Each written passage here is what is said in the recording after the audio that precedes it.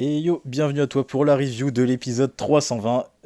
Ah non, c'est un nouveau top 10. Ouais.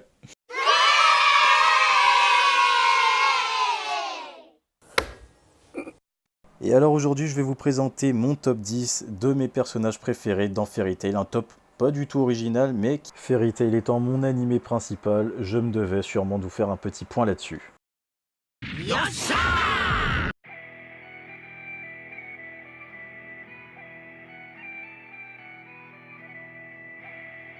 Et oui, le mystérieux mage noir présent dans ce top, est-ce une surprise? Non. Frère de la salamandre Natsu Dragnir et créateur des démons des livres de Zélef. Et oui, dire de Zélef qu'il serait un méchant d'animé serait presque réducteur. Devenu immortel à cause d'un tabou brisé, l'adepte de magie interdite a connu bien des malheurs dans sa vie. Sûrement le pire maléfice qui puisse exister au monde. Plus tu aimes, plus tu tues et tu sèmes le chaos.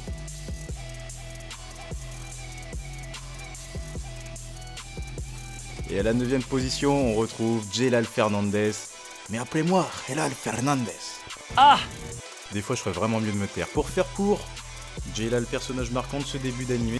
Vous le savez, avec la Tour du Paradis, enfant, esclave, tout comme beaucoup d'autres, notamment avec Erza, dont il nourra certainement une très belle amitié, voire plus.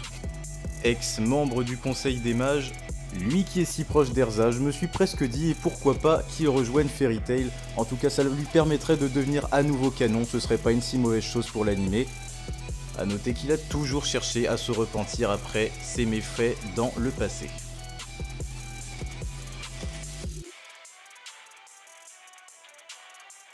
Et à la 8ème position, on retrouve Mira Jane et Mira Ne pour Lissana.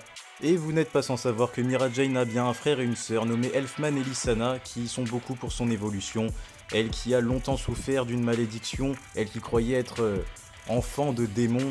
Elle apprivoisera ce pouvoir de démon en elle à Fairy Tail en rejoignant cette guilde et deviendra, avec ce qui fut sa grande rivale Erza, l'une des mages les plus craintes, mais aussi les plus jolies et populaires de Fiore. Et à la 7ème position, nous retrouvons Erza no Haha. Arrête de faire métisser par les japonais. J'ai nommé Airin Berserion. Et oui, seulement en l'espace de quelques épisodes, celle que l'on surnomme le désespoir écarlate m'a fait totalement accrocher.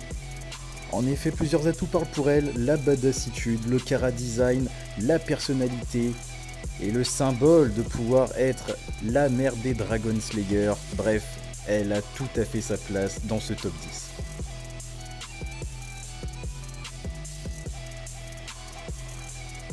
À la 6ème position, Luxus Draer, et oui, le semi-Dragon Slayer ayant avalé une lacryma pour lui donner cette force de chasseur de dragon de foudre. Membre de l'unité Raijin, faut-il le rappeler? Peut-être. Et si Luxus faisait partie de ces personnages qui avaient un caractère bien trempé, il a connu une belle évolution et fait figure de par sa prestance d'un personnage digne d'être un pilier de la guilde de Fairy Tail. PS, il est aussi le petit-fils du maître de la guilde Makarov.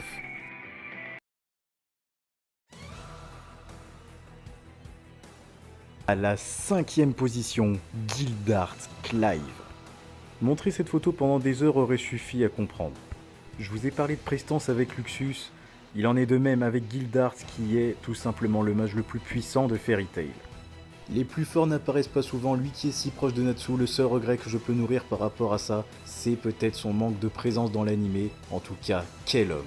Ce personnage a aussi connu une évolution en étant plus proche de sa fille qui n'est autre qu'Anna Alberona, mention et qui ne fait pas partie de ce top, gros spoil.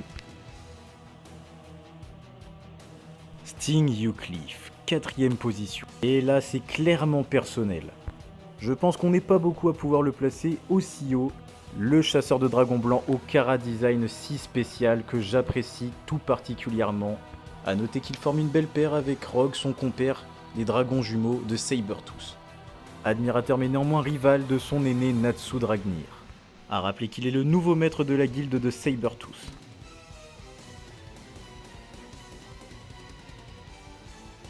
Et sur le podium, on retrouve Grey Fullbuster, le meilleur ami de Natsu. Non, c'est pas une blague, ils sont vraiment potes ces deux-là, même si évidemment ce sont les deux plus grands rivaux de cet animé. Non, en vérité, Grey est un personnage très important dans cet animé. Meilleur ami, meilleur rival, glace, feu, tout s'oppose entre ces deux-là. Gray, personnage plutôt solitaire, a eu quelques occasions de tourner le dos à sa propre guilde, même si au final, il y a toujours cet attachement et ces sentiments envers ses membres de cette guilde, qu'est évidemment Fairy Tail. On sait qu'il a aussi des sentiments qui naissent pour Jubia, même si ça a mis beaucoup de temps à arriver. Mais la belle aux cheveux bleus devrait tout de même remporter le gros lot à la fin de cette bataille, puisque Gray doit lui donner sa réponse, faut pas l'oublier. Mis à part ça, Gray est quelqu'un qui a vécu beaucoup de malheurs dans son enfance avec la mort de ses proches, de son maître Houl qui lui a appris sa magie. Ce n'est pas tout, Gray a pu rencontrer son père, oui, mais à quel prix? Il était déjà mort, manipulé par un nécromancier, c'est-à-dire qu'il était déjà mort.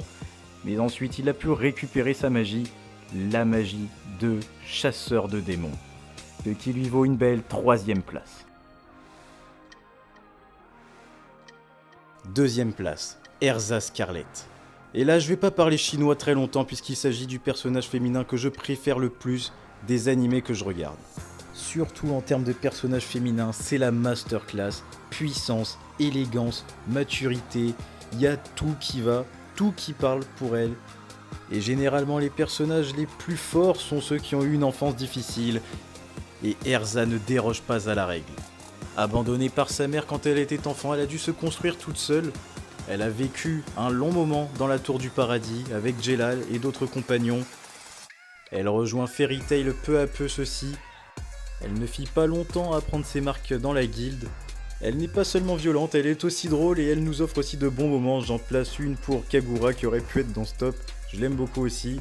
Voilà, c'est fait la petite mention. Digne de confiance, loyale et très jolie, la belle aux cheveux rouges écarlates dit Scarlett. Elle fit le digne successeur de Makarov quand la guilde fut renée de ses cendres. Erza n'est autre que la fille d'Aylin Belserion qui n'est autre elle-même que la digne reine des chasseurs de dragons. Et c'est un plaisir, que dis-je, un honneur de la placer à cette seconde et magnifique place. Erza, c'est pour toi.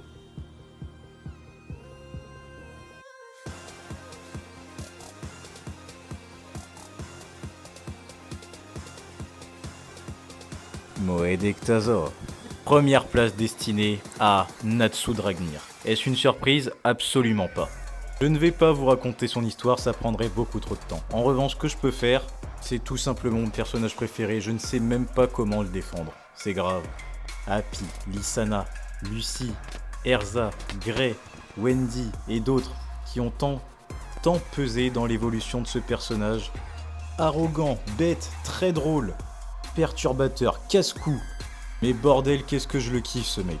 Tant d'adjectifs qui ne suffiront pas à définir Natsu Dragnir la salamandre. Mais un peu de respect pour les aînés, c'est vrai que Natsu a quand même plus de 400 ans. Mais ça ne s'arrête pas là puisque évidemment Zélef est dans le coup, qui n'est ni plus ni moins que son grand frère, le mage noir, qui lui a permis de renaître sous forme de démon, entre guillemets. Bref, Natsu est celui qui a le plus contribué à ce que j'accroche à cet animé. En bref, continue de me régaler comme ça. Putain, j'ai vraiment l'impression de lui déclarer ma flamme, et je vais arrêter sur ça. Et bien voici la fin de ce top de mes 10 personnages préférés dans Fairy Tail. Et bien j'espère que ce top 10 t'aura plu, et puis s'il t'a pas plu, bah je pense que t'as dû quitter la vidéo. Bah ouais, logique. Et puisque nous sommes vendredi, je vous souhaite un excellent épisode à venir. Et moi je vous retrouve pour la prochaine review en début de semaine. Portez-vous bien, ciao!